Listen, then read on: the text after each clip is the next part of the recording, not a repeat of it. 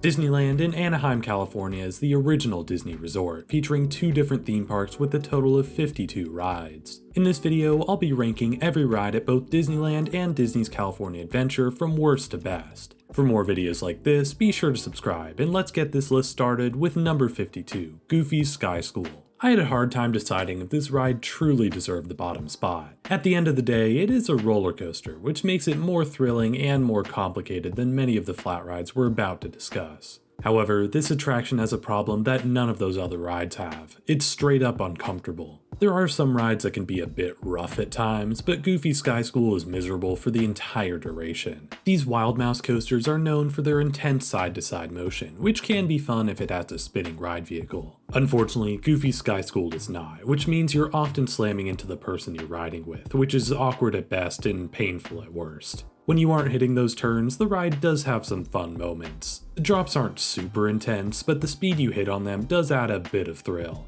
Apart from that, there's no silver lining here. The theming is bad, the ride is rough, and the whole thing just feels forgotten in this hidden corner of the park. I could see how some people might find certain elements of this ride more fun than I do, but as it stands, I have to put it at the bottom of my list. Number 51, Jumpin' Jellyfish. This is the first of many basic flat rides that will appear near the bottom of the list. Of those basic flat rides, I do believe that Jumpin' Jellyfish is the worst of them. Like Goofy Sky School, this ride seems abandoned in this weird corner of the park called Paradise Gardens Park. It feels like the leftovers of Paradise Pier that Disney didn't feel like retheming, which makes the surrounding area seem particularly lazy. If the ride had more to it than its view, then it wouldn't be too big of a deal. Unfortunately, this ride is incredibly dull, taking you gently up and down with no additional theming. I understand that it's meant for a younger audience, but even so, there are so many other flat rides that I'd recommend above this. I mean, in Pixar Pier alone there are like 10. All of that makes this ride one of the worst at California Adventure and easily the most boring at the resort. Number 50, Golden Zephyr. Staying in Paradise Gardens Park, let's discuss another flat ride that's a bit too simple for its own good. Golden Zephyr has a lot of the same problems as Jumpin' Jellyfish, although its placement right over the water does elevate it a tad. The spinning isn't very intense, but its location does add a unique element to the ride. Honestly, there's not much else to say, which I guess will be a pattern for the next few rides on this list. Number 49, Inside Out Emotional Whirlwind. Heading into Pixar Pier, Inside Out Emotional Whirlwind is one of the cuter spinning dark rides at the park. The theming is really nice on the outside, made even better by Incredicoaster surrounding it. There's not a lot going on otherwise, but overall it's a perfectly harmless attraction. Number 48, King Arthur Carousel. This is the quintessential flat ride. You can find carousels at nearly every park on Earth, which does make it a bit of a boring addition here. That's not to say it shouldn't be in this park at all, but it does make it the weakest addition at the original Disneyland park. Number 47, Jesse's Critter Carousel. I know this might be a bit of a controversial placement, but I do feel as though the custom theming of this carousel puts it over King Arthur's version. Sure, the surroundings aren't quite as nice, but I find the animals to be adorable and unique in their designs. Other than that, it's basically the same thing, so one spot above seems about right. Number 46, Astro Orbiter. While this ride remains mostly the same as the last few on this list, it does have one thing that puts it above the rest. Here, you can control the up and down motion of your spaceship. That additional element makes it a cut above the rest, although that doesn't mean it's anything astounding either. Compared to the Magic Kingdom, I don't like that this ride is on the surface rather than being high above the ground. Disneyland's Tomorrowland feels much less lively because of it, which is a real shame for this park.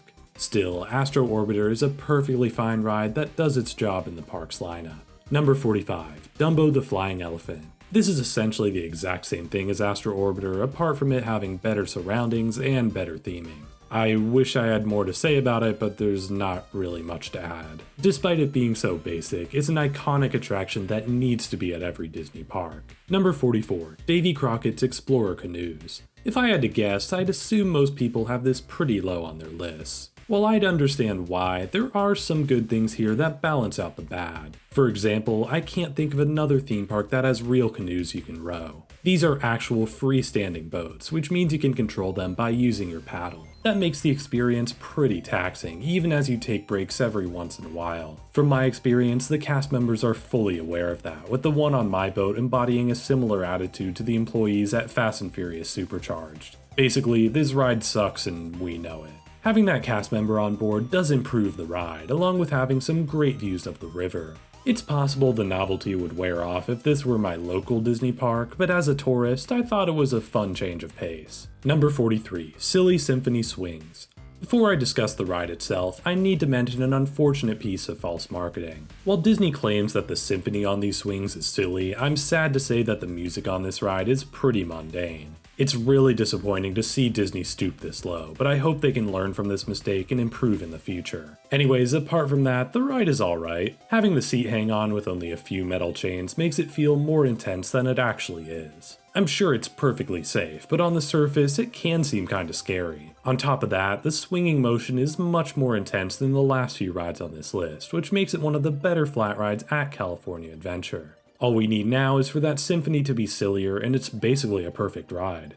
Number 42, Luigi's Rollickin' Roadsters. To give this ride some credit, this is one of the most unique flat rides I've ever seen. It's a very different use of the trackless ride vehicle, especially compared to rides like Rise of the Resistance. I like how it uses that ride system to have the cars loop around their paths as they do their little dance. At the same time, this is honestly an attraction that's more fun to watch than to ride. It's impressive to see all these cars rollick around, but rollicking around yourself isn't as fun as you might think.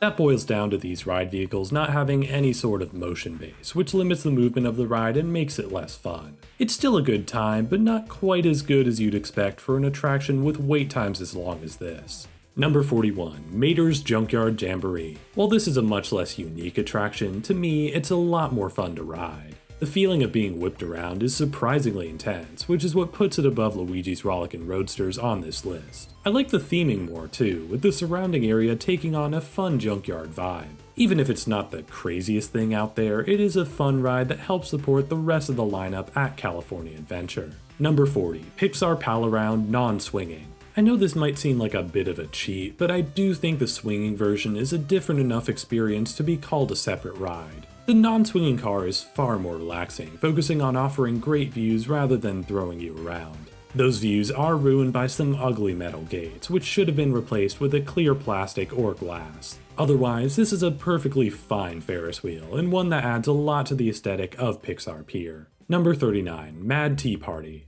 This is one of the most iconic flat rides at the Disney parks, and for good reason. What makes this ride so fun for me is your ability to control the ride's intensity. You can spin as fast or as slow as you want, although if you don't like spinning at all, this probably isn't the ride for you. I do like that this version is more open than the one at Magic Kingdom, although Orlando's theming might be slightly better. Regardless, both are really fun, even if it might not be for everyone. Number 38, Autopia.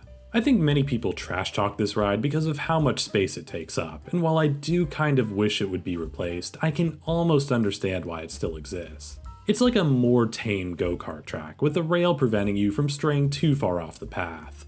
The strict boundaries and slow speeds mean I have no desire to ride this attraction myself, but for certain people I could see the appeal. It's a pretty relaxing ride, with minimal theming and nature surrounding you. Ultimately, it's not really my thing, but I do think it has more going on than the rides I place below it. Number 37, Pixar Pal Around Swinging. This ride is kind of crazy. While the relaxing views on the non-swinging cars are ruined by the metal gates, these swinging cars make up for that weakness by throwing you every which way. Surprisingly, it's not as intense as I expected, but it still makes for an entertaining journey both up and down the wheel. Sliding back and forth on this track is a strange feeling, but one that makes this ride unique in this park's lineup. It might not be something I ever do again, but it is worth a shot as long as you're not prone to motion sickness. Number 36, Casey Jr.'s Circus Train. Storybook Land is an interesting little area located in the back of Fantasyland, featuring a handful of dioramas portraying classic fairy tales and animated Disney movies. This attraction is a more abridged tour of those dioramas, which makes it the weaker of the two rides here. You're observing them from a distance, with no narration letting you know more about them. Even so, I do like its faster pace. It's almost like a roller coaster in a way, albeit a pretty slow and tame one. That said, if you're looking for a more relaxing ride through Storybook Land, you're better off going with the next ride on this list. Number 35, Storybook Land Canal Boats. This boat ride gives guests a closer look at those dioramas I mentioned earlier, along with having a cast member on board to tell you more about them. It almost feels like a stripped down version of the Jungle Cruise, although with less cheesy humor and smaller sets. While those miniature sets are pretty cute, what might be even cuter are all the ducks that sit around here. The ride is fine enough as is, but those ducks bring it to a whole other level. Number 34, Chip 'n Dale's Gadget Coaster. Despite this being a simple kiddie coaster, Disney did a lot to elevate this attraction with some incredible theming. The outside of Toontown in general is pretty great, but this to me is its magnum opus. Okay, maybe that's overselling it a bit, but still. While the coaster itself isn't anything special, the theming alone makes it one of my favorite kiddie coasters I have ever been on. Worse yet, it makes me miss Magic Kingdom's Toontown even more. Barnstormer is a fun ride and all, but I miss when it would actually storm through a barn. Chip 'n Dale's Gadget Coaster, on the other hand, feels like the perfect attraction for younger guests, even if there's not a whole lot going on. Number 33, Peter Pan's Flight. I'd like to take a quick moment to apologize for anyone who watched my Walt Disney World ranking last year. In that video, I put Peter Pan's Flight pretty high on my list, although to be fair, I did say that it had been a while since I last went on it. Now, having finally done it again, I need to correct myself and say that this ride is quite disappointing. I wouldn't consider it a bad ride by any means, just a lackluster one. This ride is just so short and so empty that it hardly feels worth the incredibly long waits it often gets. To give it some credit, there are some nice set pieces throughout the attraction, and the unique ride vehicle is utilized pretty well. Even so, the ride feels barren due to a lack of set pieces overall. There's a lot of empty space in a very short amount of time, which made me leave this attraction feeling incredibly disappointed. I know this ride is regarded as a bit of a classic, but if I had to choose, I'd go on any of the other Fantasyland dark rides over this one. Despite their compact size, they pack in so much more than Peter Pan's Flight does. Number 32, Mickey's PhilharMagic. First off, I just have to say, how dare they replace Muppet Vision? PhilharMagic is good and all, but Muppet Vision 3D is a national treasure. This new show feels awkward in this building too. There's no physical border that lifts up like at the Magic Kingdom, so the first part of the show has this awkward fake curtain around it. That physical element really brought Florida's version together, so it's disappointing to see it missing here in California. Even so, this show is pretty cute. It's cool to see these scenes rendered in 3D, even if the Coco segment looks far better than the rest. Otherwise, it's a fun time, although not nearly as good as what came before it. Number 31, Webslingers: A Spider-Man Adventure. Your enjoyment of this ride is highly dependent on what your expectations are going in. If you go in expecting anything as good as Universal's Spider-Man, you'll be sure to walk out disappointed. I went on knowing about its mixed reception, and walked out feeling pretty mixed myself. In a technical sense, it is an impressive ride. Although it may look and feel like a simple shooting dark ride, the amount you can do just by moving your hand is pretty impressive. Unfortunately, at the end of the day, despite everything that went into it, it still feels pretty simple. It reminds me a lot of Toy Story Mania, which is unfortunate considering that's a far better ride also at this park. It can get pretty tiring having to constantly wave your hand around, but other than that, it's not an awful ride. If you think of it like a supporting attraction in Avengers Campus, it's not as offensive as it initially seems. Regardless, it is disappointing to see Marvel's most popular character get such a mediocre ride. Number 30, Disneyland Railroad. I don't usually put things like trains or boats on these ranking videos, but the Disneyland Railroad felt like a notable exception. While most train rides act as a method of transportation, the Disneyland Railroad has a surprising amount of theming throughout its layout. There's one section in particular that features the American West followed by a bunch of dinosaurs, which is a confusing yet awesome addition. It feels extremely out of place as you enter Tomorrowland, but I kind of love that it's there regardless. There's even a train on this ride that has seats specifically angled to get the best view of this section. Of course, the train still stops at different areas of the park, with additional theming found along the way. However, it's that strange little section near the end that makes this the best version of the railroad that I've personally been on. Now, all Disney need to do is bring back Disneyland's People Mover and it's a perfect park. Number 29, Pinocchio's Daring Journey. This compact dark ride is one of the weaker offerings in Fantasyland. It's surprisingly long for what it is, but unfortunately most of the theming here comes off a bit flat. There are a decent amount of figures scattered throughout the ride, but most of them have very basic movement, if any at all. Admittedly, that is pretty typical for this style of dark ride, but to me, the rest doesn't stand out enough to put this ride any higher on the list. Tonally, it is a bit darker than you might expect, which I could see being a draw for certain people. For me though, there's not much here that makes it stand out from the rest. It's a perfectly fine dark ride, but not much else. Number 28, The Many Adventures of Winnie the Pooh. Sadly, I wasn't able to make it on this version of the ride on my most recent visit, but based on what I've seen and heard online, the consensus seems to be that this is just a weaker version of the one at Magic Kingdom. From the POVs that I've seen, the scenes are basically identical, although the ride appears to be more spaced out, which makes it feel more empty as a result. I've heard the ride vehicle does have a more advanced range of motion, although it doesn't seem to do much with that based on what I've seen. As a whole, I'd suspect that puts the ride near the middle of this list, give or take a spot or two. Number 27, Finding Nemo's Submarine Voyage. It might be controversial to place this ride so high on the list, but I honestly believe that this attraction can be a fun time. Of course, I'm sure it doesn't stack up against what it replaced, but I am happy to see this ride system live on in the modern day. It's such a cool concept to be placed underwater, looking through your own personal window. The submarine can feel a little cramped and a bit awkward, but I think it's worth the downsides just for how unique this ride system is. The nature of the ride does mean that theming is a bit scarce, but what they were able to do despite the challenges inherent with it being underwater is impressive in its own right. All of that is to say that while this ride has its shortcomings, I believe the novelty of it carries it higher than most people may suggest. Number 26, Soarin' Around the World. I think it was a bit too harsh on this ride last time I discussed it. In my Walt Disney World ranking, I criticized Soarin' for having a ton of flaws in its ride system, along with the queue being among the worst Disney has ever built. Luckily, the queue at California Adventure is much better, although the ride system is basically the same. The visuals on this ride often have an unnatural curve which can distract from the natural beauty of the landscapes. This problem is made even worse by the dangling feet above you when you get a bad seat. However, revisiting the attraction at California Adventure, I found more pros than I was expecting. The ride feels incredibly grandiose, with its sweeping landscapes being paired with an incredible score.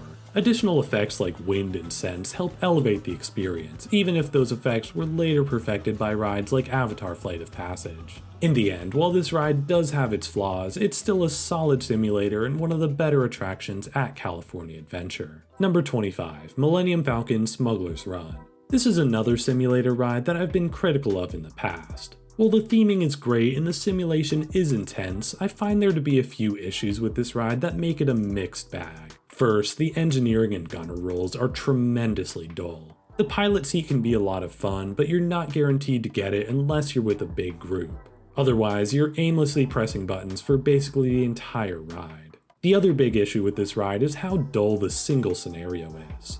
You're on a mission to chase down a space train and capture some cargo to use for your own means. This can be fun on your first run, but having done it a few times now, I find the overall aesthetic of this planet to be fairly boring. Luckily, this is something that Disney should be fixing in 2026 with an additional scenario based on The Mandalorian. That should add some variety that this attraction desperately needs, but right now in 2024, I can't say this is one of my favorite rides out there. In fact, it's a similar situation to Web Slingers at California Adventure. While it is a technically impressive attraction, that doesn't make it a great one. Number 24, Monsters Inc. Mike and Sully to the Rescue. I was really surprised at how much I liked this ride. Being a re-theme of the failed Superstar limo, you'd expect this attraction to be much more janky than it ended up being. However, the only noticeable jank with this attraction is the reused animatronics and limited use of the ride vehicle's display. Even so, neither of those elements are incredibly distracting. In fact, if I didn't know beforehand that the animatronics were reused, I probably would have never noticed it myself. That's an impressive feat, but what's even more impressive is the scenes that they've managed to recreate. Monsters Inc. is one of my favorite animated movies, and this ride retells that story so well. There's a lot of movement to the ride, with plenty of animatronics bringing the world to life. There's some impressive effects too, like Randall's camouflage and the expansive door factory by the end of the ride. Sure, it's not perfect, and the queue especially feels kind of underwhelming. Regardless, it was a surprise for me on this trip, even if it wasn't a big one. Number 23, Star Tours The Adventures Continue. Compared to the last two simulators we've discussed, there are two things that set this ride apart for me. The first is its comedic tone, which makes the ride super fun from beginning to end. Smuggler's Run, in comparison, takes itself much more seriously, which is fine in concept, but ultimately makes it a little more dull.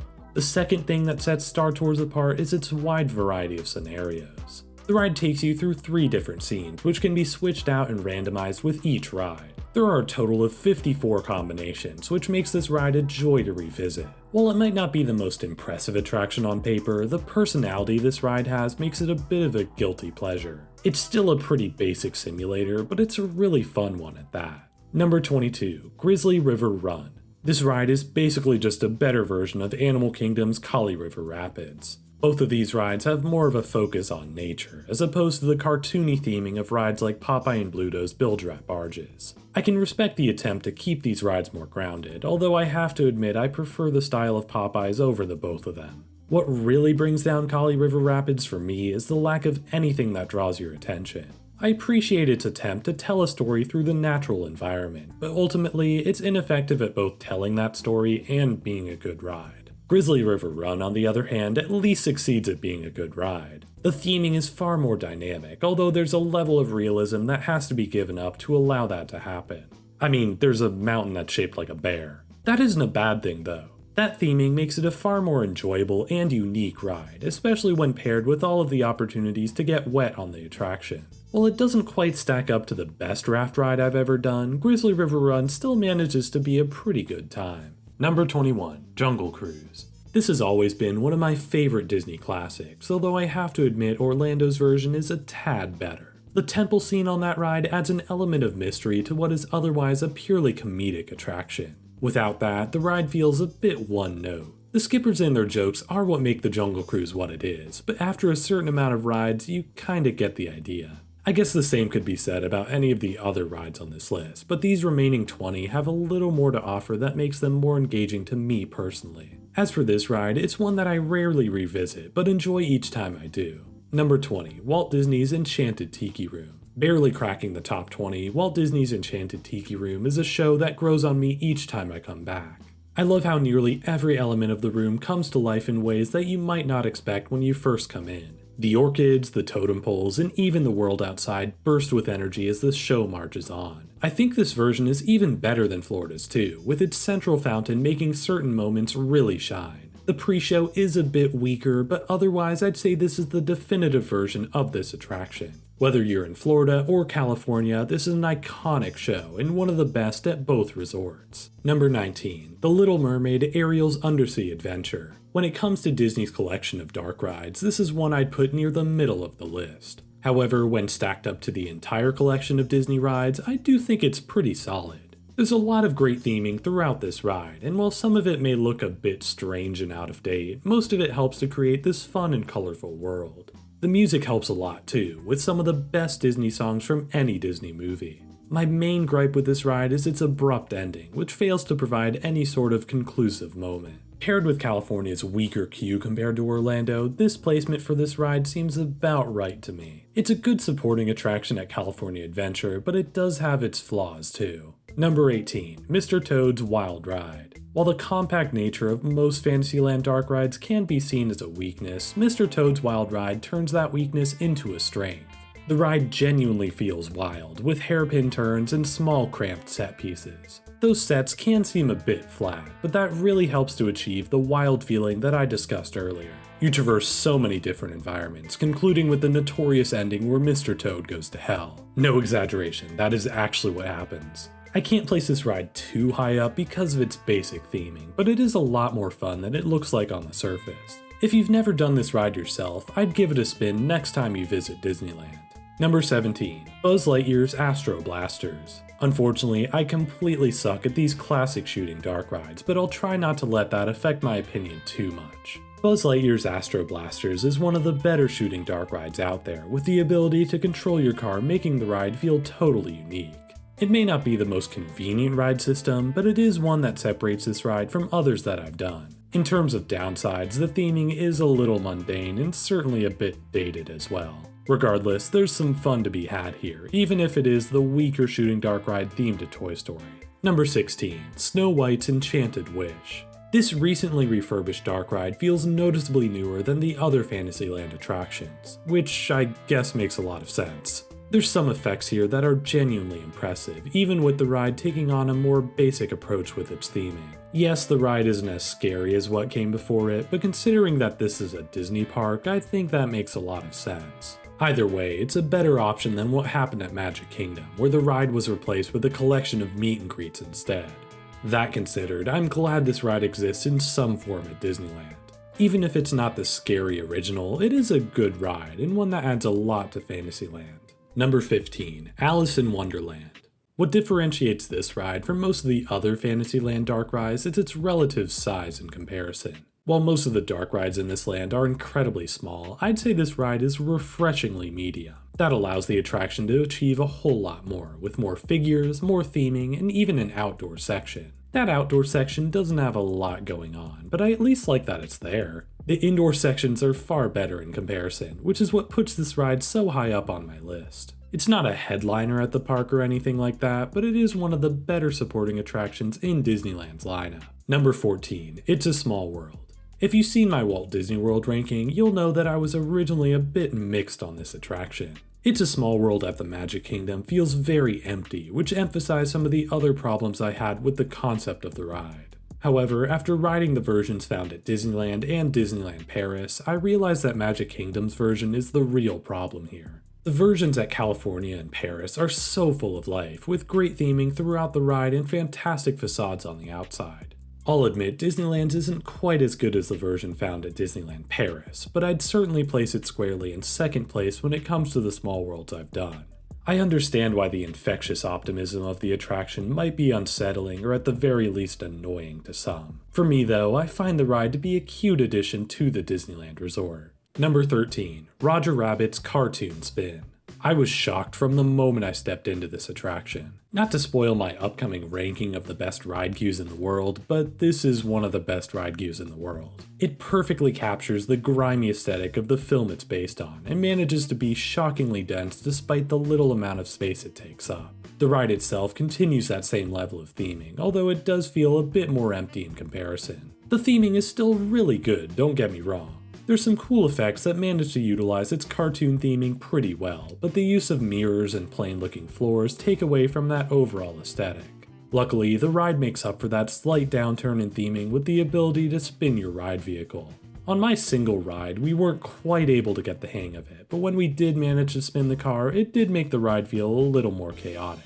Whether or not that's your thing is up to you, but I found it inoffensive at worst and kind of fun at best. Overall, I really like this ride. There's so much it does right that I wasn't anticipating when I first got in line.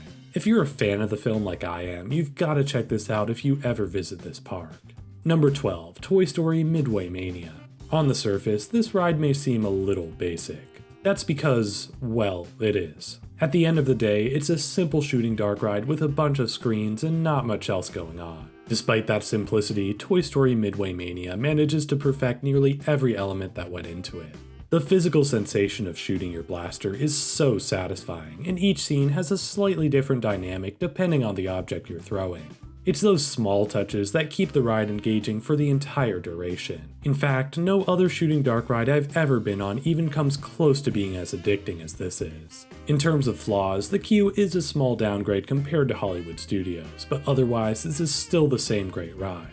It may not be too advanced, but it's the perfect version of what it's trying to be. Number 11, Incredicoaster. This is the crown jewel of Pixar Pier, and for good reason. This massive steel roller coaster disguised as a classic wooden roller coaster is one of the longest in the entire world. Being a Disney coaster, it isn't the most intense thing out there, but it's still a lot of fun to ride around Pixar Pier. The speed of the ride and the views throughout are what make Incredicoaster so good, although I will admit it does have its weaknesses. The theming isn't very impressive, with only a couple of figures scattered throughout the layout. The queue isn't great either, although that didn't factor too heavily into my ranking this time. Even so, the ride is a lot of fun when you're on it, with a cool inversion, plenty of helixes, and a great launch at the start. It's not the most impressive coaster Disney has ever built, but it's still a pretty good one. Number 10, Mickey and Minnie's Runaway Railway.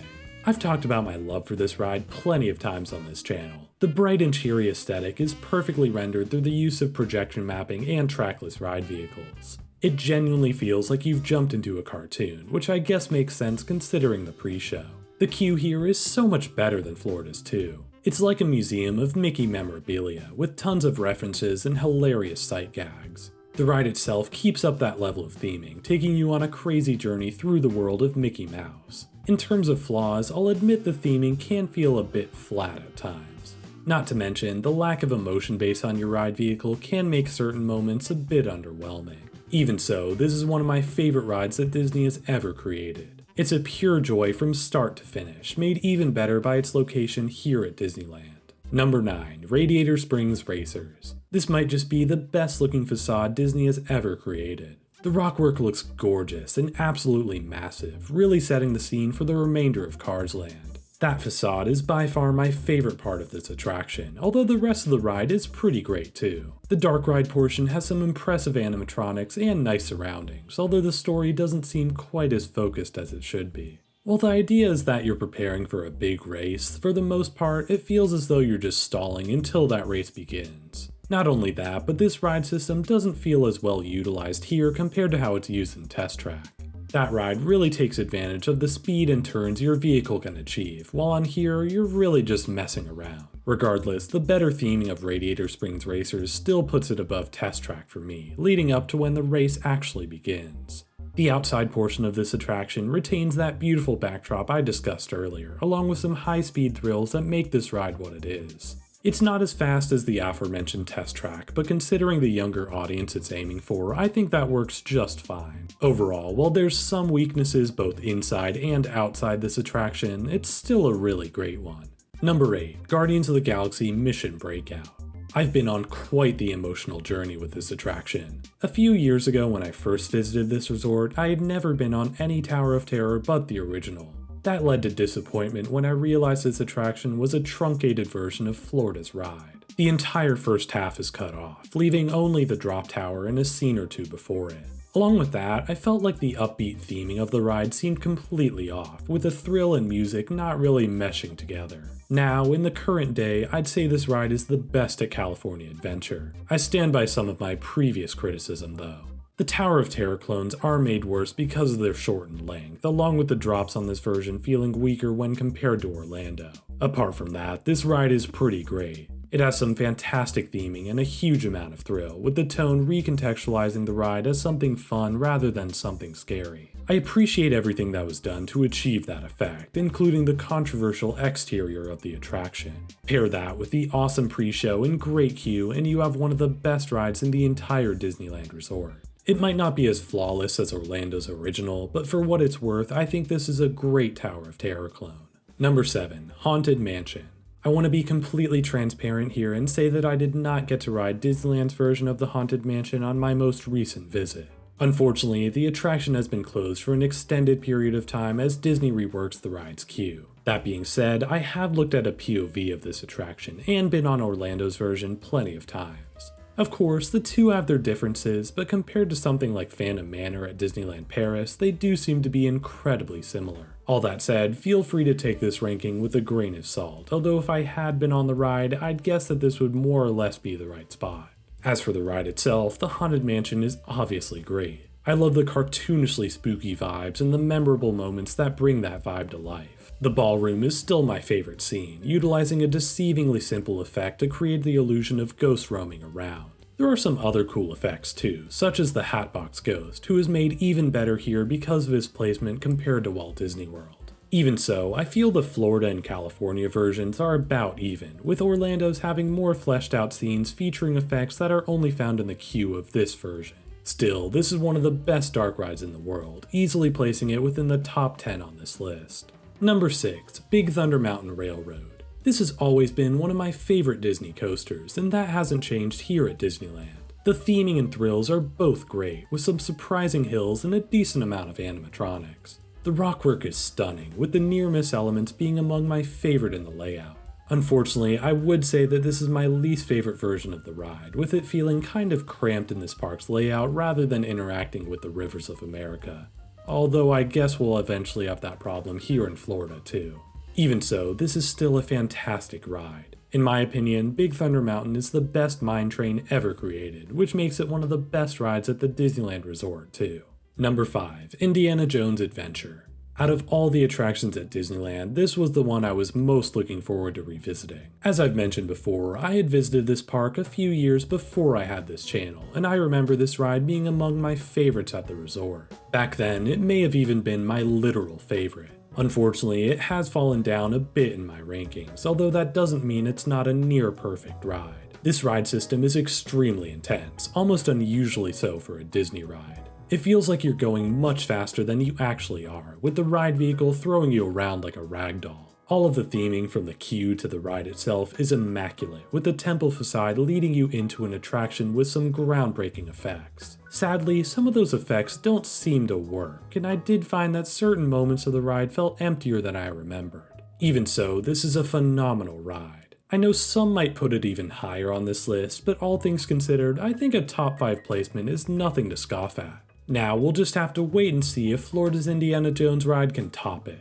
It's possible, but it won't be easy. Number 4, Space Mountain. As you may already know, Walt Disney World Space Mountain is one of my favorite coasters on the planet. The feeling of speeding along in that pitch black abyss of space is super thrilling, despite the slow speeds you're actually reaching on the ride. It's that illusion that makes Space Mountain so impressive to me, even if I admit I overrated it a bit on the Walt Disney World ranking. For the most part, Disneyland's version of the ride captures that same energy. It's still a crazy ride, and one that feels much more comfortable than the Florida original. That's thanks to an updated ride vehicle, which makes the ride much smoother in comparison. It also gives the coaster onboard audio, which sadly was replaced with Star Wars music on the Hyperspace Mountain overlay that I got to ride. My main gripe with this ride though is the loss of certain elements of theming that make the original so special. The lift hill is just worse here, along with the loss of the light tunnel in the middle of the attraction. Neither of these are a huge deal, especially since I'd say Florida's version is basically tied with this one. Still, I think those less noticeable elements put Florida Space Mountain slightly ahead for me. They're both fantastic though, and among my favorite Disney roller coasters. However, there's one more coaster on this list that barely tops this one. That, of course, is number 3, Matterhorn bobsleds. I know this might be surprising to see, but I have to be honest here and say that I love Matterhorn bobsleds. The most common complaint I see about this ride is just how rough it is. While I agree it can get rough in certain seats, for the most part it didn't bother me too much. If that is something that bothers you, I can understand why this ride might not work. For me though, this ride is just about perfect. It takes the compact ride vehicle and crazy profiling of Magic Kingdom Space Mountain and combines it with the awesome theming of a ride like Expedition Everest. That combination makes for one of the best rides Disney has ever created, especially when factoring in all of its little touches.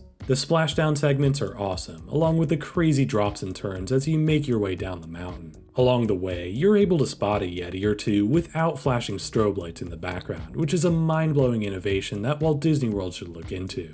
While the ride does have some flaws with its roughness and lackluster queue, I think it may just be my new favorite Disney coaster. It's a fantastic, fast-paced adventure that perfectly combines elements of theming and thrill. It's crazy to imagine that it was also the first tubular steel roller coaster. Number 2, Pirates of the Caribbean. I've already professed my love for the Orlando and Paris versions of this ride, but in comparison, Disneyland Pirates of the Caribbean is on a whole other level. This is one of the best dark rides I have ever been on. It has so many additional scenes that put the rest of the ride into context, along with them being impressive in their own right. You start by floating past a restaurant in the bayou, leading into an impressive cave system that showcases tales of pirates from the past. The additional drop here makes the ride feel even more exciting, along with appearing like you're diving deeper into this unknown world. After that, you enter the largest room on the ride, which remains mostly unchanged from the other versions in Orlando and Paris. I love how massive this set looks, and how it convincingly mimics being outside when you're really inside. Finally, the ride ends with a small scene leading into the ride's final lift hill, which is admittedly a bit awkward, but certainly not a deal breaker. While I'm nitpicking, I will say that I prefer the placement of Magic Kingdom's drop, leading right into the ride's major set piece. Along with that, the queue here is far too short, often spilling outside of the ride building. Otherwise, I seriously think that this is a perfect ride. It feels equally haunting and fun, with surprising moments of peace and quiet juxtaposed against moments of utter chaos. It's the best version of this ride that I've ever been on, and as a result, it's easily one of the best rides at Disneyland. However, I can't deny how fantastic the next ride on this list is. Without further ado, let's get into number 1, Star Wars: Rise of the Resistance. Look, I know this is kind of a predictable ranking, but I have to be honest with myself and say that this is the best ride at the Disneyland Resort. It's fast-paced fun from start to finish, with some of the most incredible theming on any ride in the world. The pre-shows are insane, utilizing entirely different ride systems just to tell its story. Once you're on the ride, it really speaks for itself, with a variety of impressive effects and scenes at a massive scale. In fact, when I held a poll for my viewers to rank the 32 best rides at Disneyland, this was the overall winner, with Pirates of the Caribbean in second place. I was kind of hoping that we'd have differing opinions, but I guess it's a good thing that we agree. In all honesty, I don't think we'll ever see another ride like this. I'm sure that rides like Avengers Infinity Defense and Monsters Unchained will be great, but I don't know if they'll be as technologically advanced or as expensive to create. Even if this isn't your favorite ride out there, it's undeniably one of the most state-of-the-art attractions ever built. There are some rides at other parks I prefer, but at Disneyland this has to be my favorite attraction. We are so lucky that this ride exists, and I can't deny that it's the best of the 52 rides that we discussed today. And with that, that's my ranking. Thanks so much for joining me on this incredibly long journey. If you enjoyed this video, be sure to check out my rankings of Disneyland Paris and Walt Disney World, and be sure to subscribe for more rankings in the future. This video took months to make, so I'd really appreciate any support. That being said, thanks again for tuning in, and I'll see you all in the next video.